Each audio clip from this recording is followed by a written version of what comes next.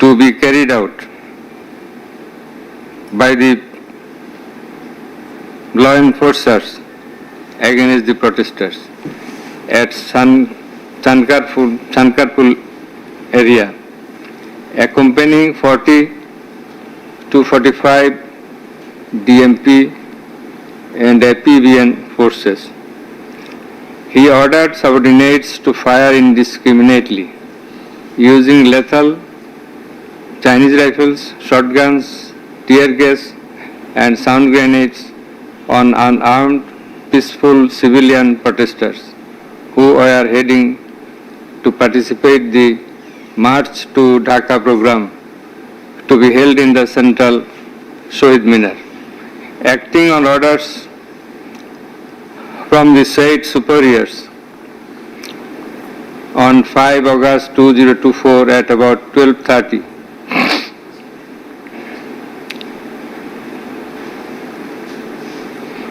when they reached at Sankarpur, MD Arshad Hussain, Inspector of Police, Dhaka Metropolitan Police, ordered and instructed the police personnel to indiscriminately fire with lethal Chinese rifles, shotguns, tear gas, sound grenades on unarmed civilian peaceful protesters who were heading to participate the March to Dhaka program to be held in the central Shohid Minar. Accordingly, Constable Sujan Hussain, accused Constable Sujan Hussain, accused Constable Imaz Hussain Imon, and accused Constable MD Nasirul Islam opened fire on 5 August 2024 at about 12:30 p.m. to 1 p.m. with lethal weapons under order and instruction of DMP Commissioner Habibur Rahman, DMP Joint Commissioners Sudeep Kumar Chakraborty, ADC Shah Alam, MD Akhtarul Islam, Assistant Commissioner Muhammad Imrul, and Inspector Muhammad Arshad Hussain. They shot and killed 6 unarmed civilian peaceful protesters target-wise who participated in the March to Dhaka program.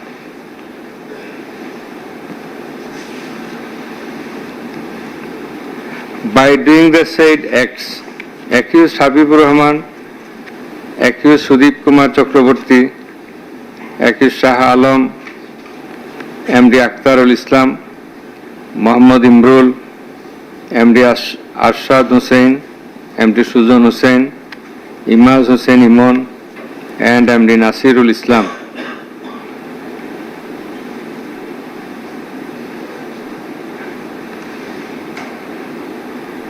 committed the said acts which constituted part of widespread and systematic attack on unarmed civilian peaceful protesters, and thereby they committed offences of murder, abatement of murder, incitement of murder, and direct complicity of the murder in question. The murdered victims may be named as Shohid Shahriar Khan Anas, Shohid Sheikh Mahdi Hassan Junaid, alias Mustaqin, Shohid MD Yaqub, Shohid Raqib Haladar, Shohid Muhammad Ismamul Haq, and Shohid Manik Mia, alias Sharik, at Chankarpur area, Bangshal, under district Dhaka, and they committed punishable under section 20, subsection 2 and 20, capital A of the Act. Points for determination: whether there was any movement named Quota Reforms Movement 2024 or Anti-Discrimination Students Movement 2024 in July-August 2024, widely known as July-August Movement 2024. Whether the deceased victims participated the movement at Chankarpur area on 5/8/2024 or were present there for any other reason during the March to Dhaka program. Whether the deceased victims, as aforesaid, were killed in the July-August movement 2024 at Chankarpur area on 5/8/2024. Whether the accused persons are liable for the killing of the said victims. Whether killing of the said victims constituted crimes against humanity under Section 3 and 4 of the International Crimes Tribunals Act 1973, punishable under Section 20 and 20A of the Act.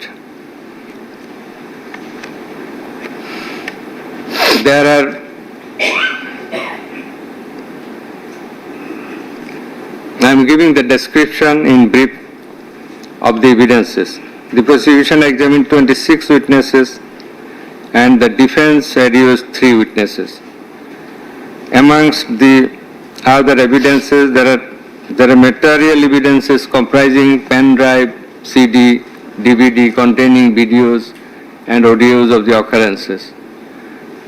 Documentary evidences submitted by the prosecution consist of medical documents, expert reports, newspaper reportings, report of the Human Rights Commission of the United Nations, report of Human Rights Organization Odhikar, Gazette notification containing list of the 6 victims as named above at Chankarpur on 5/8/2024. A letter of deceased victim Shahriar Khan Anas addressed to his mother on the eve of his leaving home for participating the March to Dhaka program. Transcript of the wireless messages. I am now going to the summary of the findings and our observations and decision. In order to save time and to read out within a very short span, I have come to the main observations. From the facts, circumstances, findings and evidences above, it has been substantiated that on 5/8/2024, as part of the July-August movement 2024, students and people of all walks of life from all over the country marched towards Dhaka to observe the March to Dhaka program, and as such, a lot of people gathered at Chankarpur area of Dhaka to be united with others at the central Shohid Minar. It should be noted that curfew proclaimed by the government was in force on that day. That said, protesters, students and public were proceeding towards Shohid Minar and they were halted by police within Chankarpur area and then fired upon them by lethal weapons, causing many of the protesters severely injured and death to 6 of them, namely Shahriar Khan Anas and 5 others.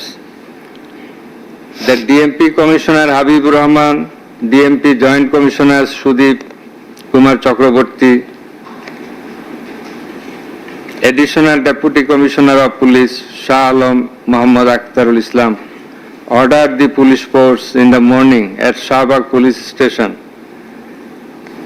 at a briefing, and thereafter also at Chankarpur area, where police forces, namely Constable Sujan, Constable Imaz Hussain Imon and Constable Nasirul Islam, opened fire with lethal weapons at the participants of March to Dhaka program under supervision and presence of Ramna Zone Assistant Police Commissioner Muhammad Imrul, causing death to the aforesaid 6 persons and severely injuring many of them.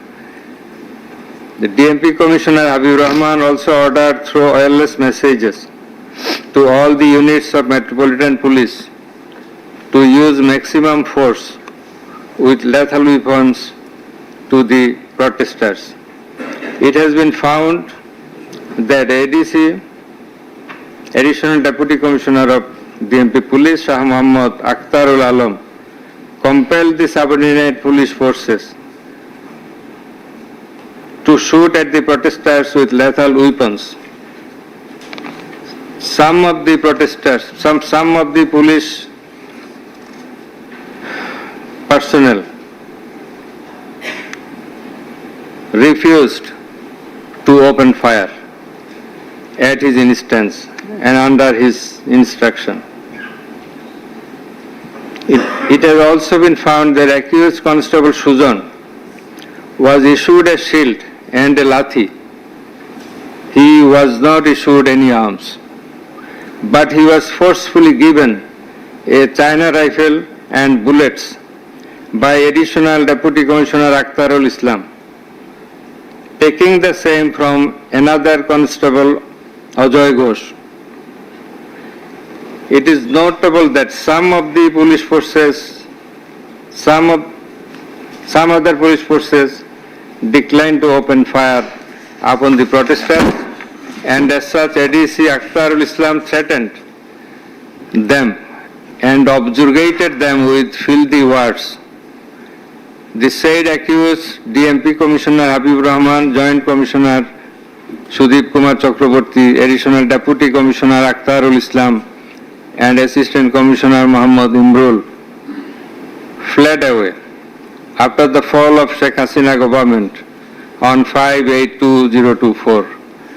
Whereupon their fleeing also does lend support to the presumption that they committed the alleged offences. Record shows that only 4 or 5, including accused Nasirul Islam of the said police forces, returned back the arms and ammunitions issued in their names. The register also shows that accused Nasirul Islam was issued 1 rifle and 40 rounds of bullets, and he deposited back the same rifle and the bullets at Shahbag police station. He did not also abscond.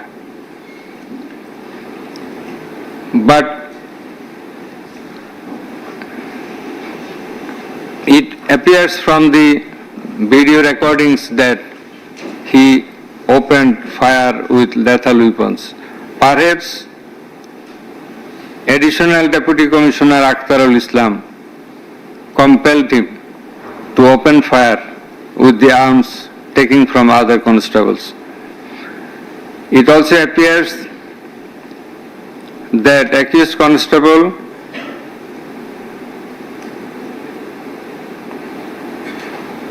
Sujan and Imaz Hussain Imon opened fire with lethal weapons at the protesters, as stated above. There are evidences that Imaz Hussain fired at the protesters with lethal weapon. We find that Imaz Hussain Imon could not deposit back all the bullets issued in his name. Constable Sujan is seen rejoicing after firing at the protesters. He looked very happy when his bullets hit someone. It is noteworthy here that he was not given any arms and ammunition from the authority, as stated before.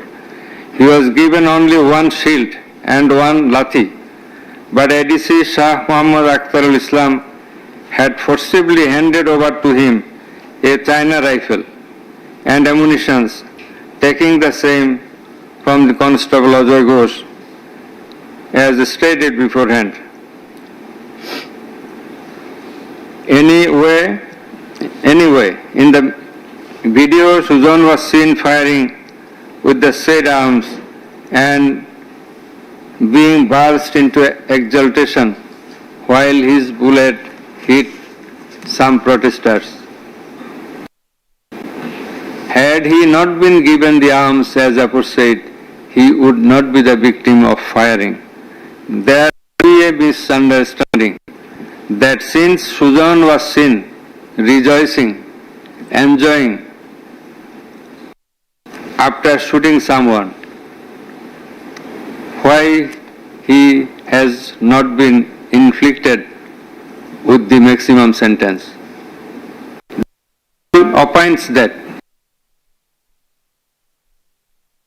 authority, the superior boss, additional deputy commissioner Akhtarul Islam, had he not given him the arms, he would not shoot and he would not be the victim and he would not be subjected to any punishment. It appears from the evidences that about 40-50 members of police were deployed at Sankarpur on 5/8/24.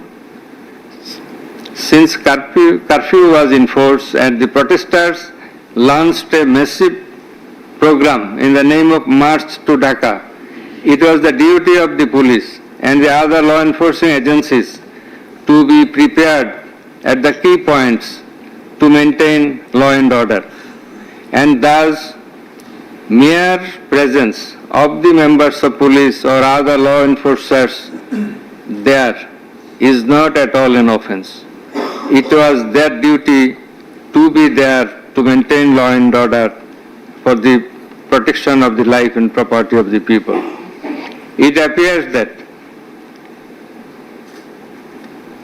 accused Sujan joined the service just a few months ago.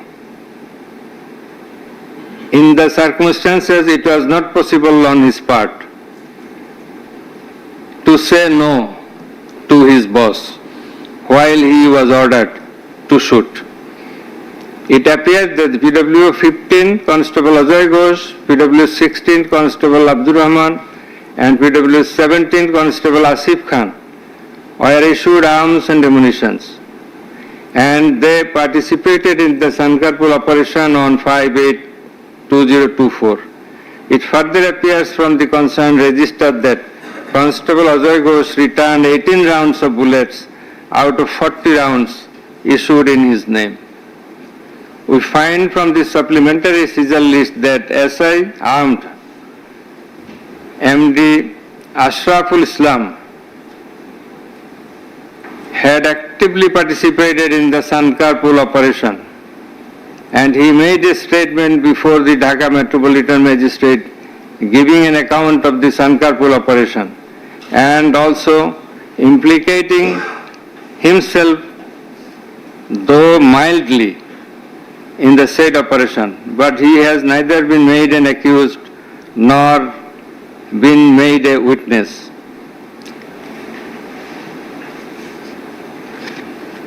It may be that it has been done for the purpose of facilitating trial of the instant case as against the others. It further transfers that at least 40 members of police participated in the Sankarpur operation, and amongst them 8 were issued China rifle, 15 were issued shotgun, and 2 were issued SMG. Moreover, they were issued huge number of bullets. The register shows that only 4 or 5 of them returned back the arms and ammunitions issued in their name, but there is no account of the arms and ammunitions of the rest. It has been revealed from the evidences that many of them fired at the protesters. Some of the witnesses also said that firing was so huge that it looked like raining. Notwithstanding such scenario, it is evident that accused Habibur Rahman, Sudip Kumar Chakraborty, Shah Alam MD Akhtar Islam are liable for the murder of the said 6 victim protesters. The remaining accused as well are liable to the extent of their complicity, but they cannot be dubbed or considered as murderer of the victims. Now question arises as to whether the alleged acts constituted crimes against humanity. We have to see whether the said offences of killing and injuring the protesting people are crimes against humanity. The crimes against humanity has been defined in Section 3 of the International Crimes Tribunals Act 1973.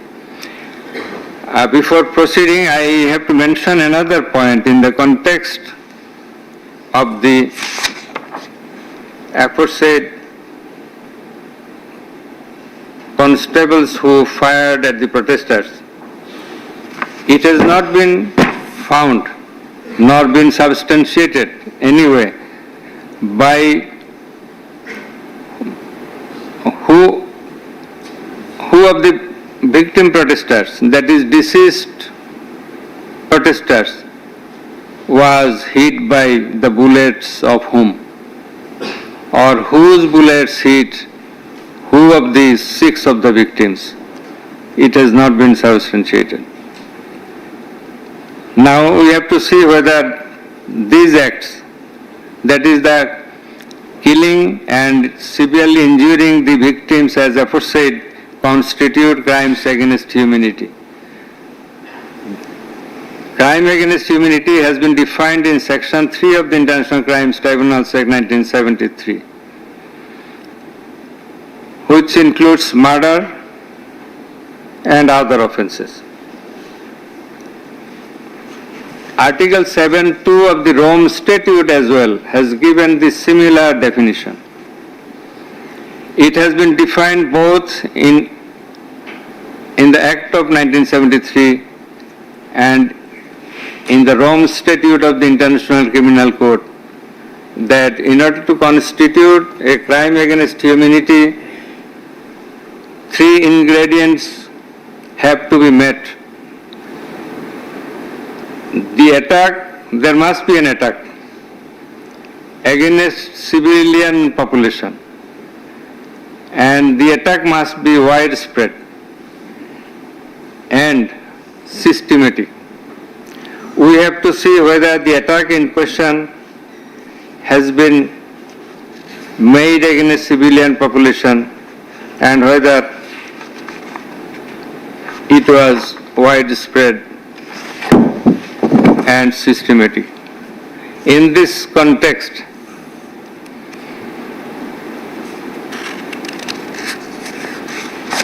the international, we may refer the decision of the International Criminal Tribunal of Yugoslavia, the then Yugoslavia, in which the concerned tribunal held that in order to be a crime against humanity, the attack must be directed against any civilian population, and it must be widespread or must demonstrate a systematic character. In this context, the testimony of Mr. Asif Mahmood Sojib Bhuiya, advisor to the interim government of Bangladesh, who deposed as PW 19, is relevant. In his testimony, he described how the attack on the civilian population, that is the students and common people, did take place from 1 July to 5 August. He described every incident of every day and in every part of Bangladesh. It also transpires from the newspapers, electronic media and social media published that they published news of the day-to-day attacks upon the protesting students and public during the whole period of the movement. It has been elaborately described in the judgment of Chief Prosecutor versus Sheikh Hasina and others. Chief Prosecutor versus Sheikh Hasina and others, bearing ICT BD case number 2 of 24, as to how widespread and systematic the attack was. There has been a threadbare illustration of the nature of the attack therein. The judgment discloses that the various law enforcement agencies like police, ADSAR, BGB, Army, and activists of Awami League and its associated organizations were deployed to eliminate and kill the protesters. Moreover, lethal weapons, helicopters and drones were used for the purpose. Furthermore, internet service was stopped. Dead bodies of the victims were destroyed. Ambulances carrying the dead bodies and the injured persons were impeded. Medical treatment of the victims was interfered. The medical documents of the treatments of the victim protesters were interpolated. The burial and funeral of their deads were hindered, and even the doctors were kept under threat.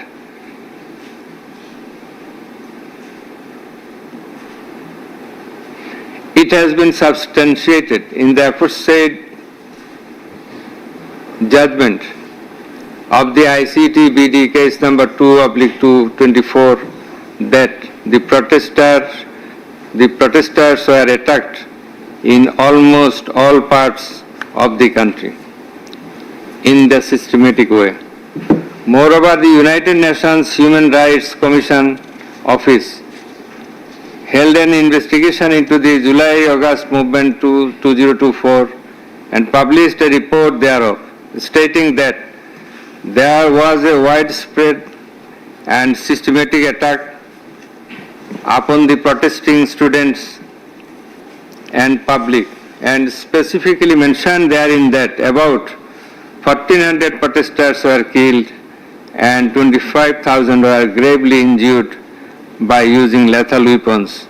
In the said report, the occurrence of killing and injuring the protesters with lethal weapons at Chankarpur by police has been specifically mentioned. Human rights organization Odhikar also published a report making the similar statements and giving similar accounts of attack upon the protesting students and common people of all walks.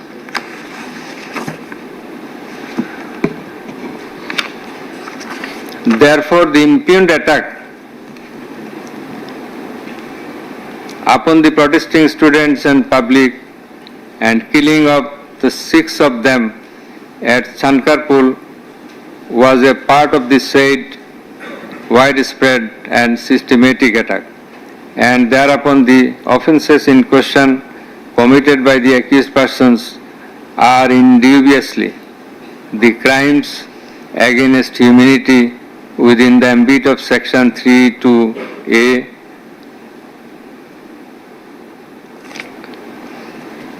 of the International Crimes Tribunals Act 1973, as well as Article 7(2) of the Rome Statute of the International Criminal Court. In addition to the direct perpetration, the accused DMP Commissioner Habibur Rahman, Joint Commissioner Sudip Kumar Chakraborty, and Additional Deputy Commissioner Shah Alam Muhammad Akhtarul Islam held superior status over the other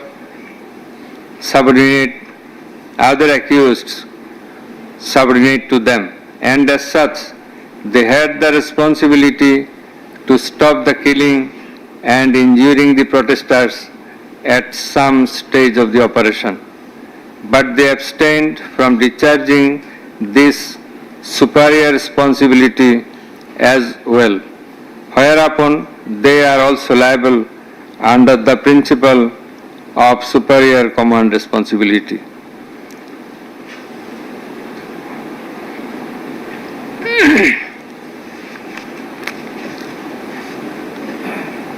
It is noteworthy here that the learned state defense counsels cross-examined all the prosecution witnesses but could not bring out any material departure or substantial discrepancy in their testimony.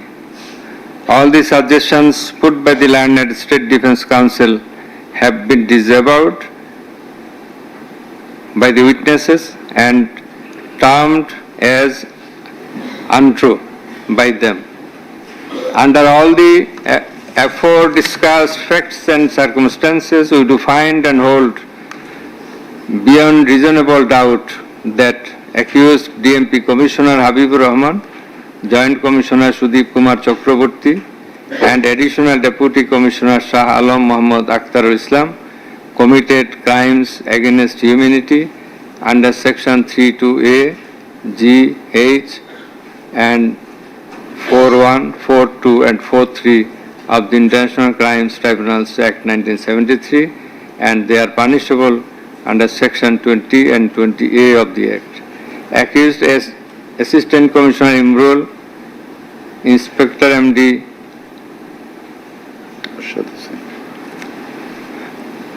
I have to add, they are punishable under Section 20 and 20A of the Act, and they deserve to be awarded the maximum sentence.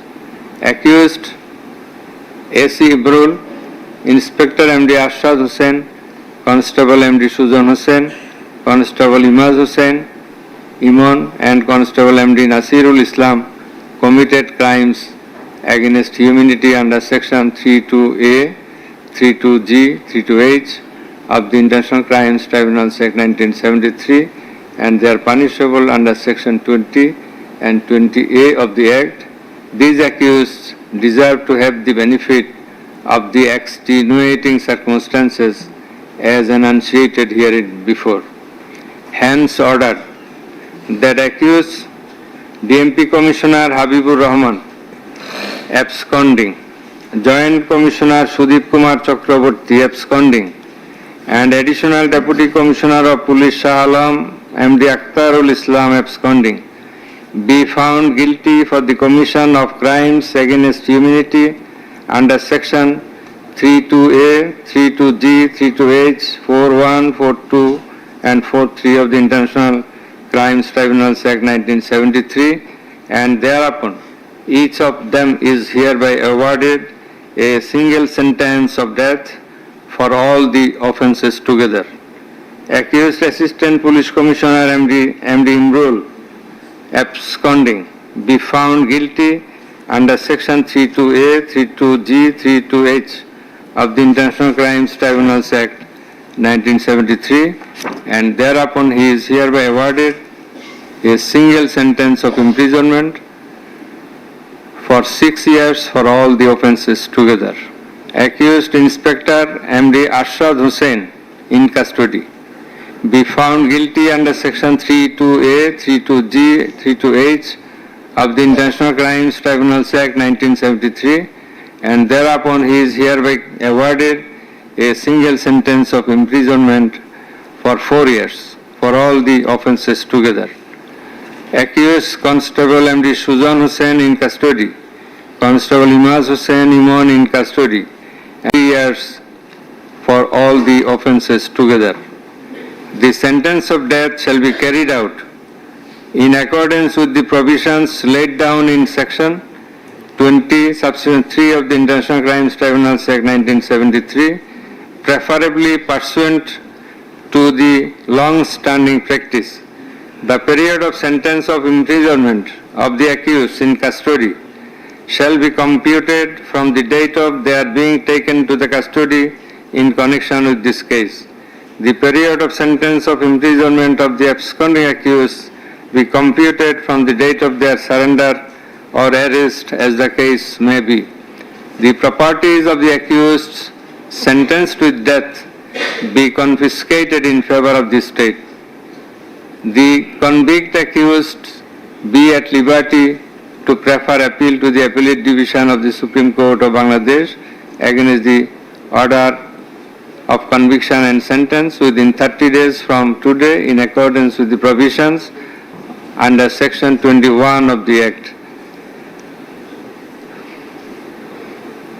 Let the accused Inspector MD Arshad Hussain, Constable Sujan Hussain, Constable Imaz Hussain, Imam and Constable MD Nasirul Islam be committed to the prison at once with the custody warrant or with the warrant of commitment. Let conviction warrant be issued towards the concerned jail authority accordingly. Let warrant of arrest be issued against the absconding accused Habib Rahman and others. Let warrant of arrest together with a copy of this judgment be transmitted to the Inspector General of Police, another one to the District Magistrate Dhaka, another copy to the Honorable Minister, another copy to be transmitted to the Secretary, Ministry of Law, Justice and Parliamentary Affairs, another copy to the Secretary, Ministry of Home Affairs. Let a copy of the judgment be supplied to the accused Inspector Arshad Hussain, Constable Sujan Hussain, Constable Imaz Hussain Imon, Constable MD Nasirul Islam in custody free of cost. Let a copy of the judgment be supplied to the prosecution free of cost. The registrar of the tribunal shall do the needful in connection with the judgment and order. So, thank you all for being present and listening to the judgment.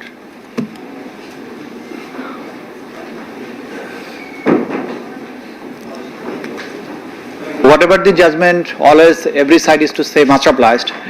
But my lord, we have different understanding, my lord. So we have to file appeal. Thank you. Thank you.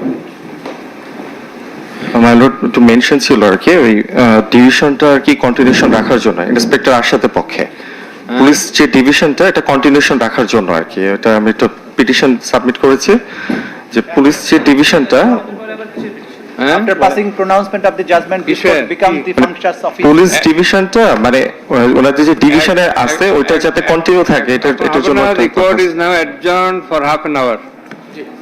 G Much obliged, my lord. Much of the lordship.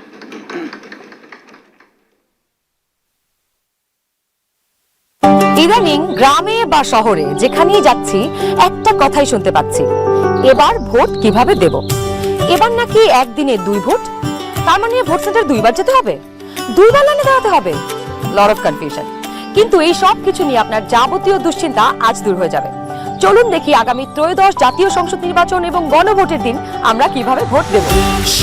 ভোটের দিন একদম সকালবেলা আপনার vote কেন্দ্রে চলে আসবেন। নারী পুরুষ ঠিক এইভাবে আলাদা আলাদা লাইনে দাঁড়াবেন।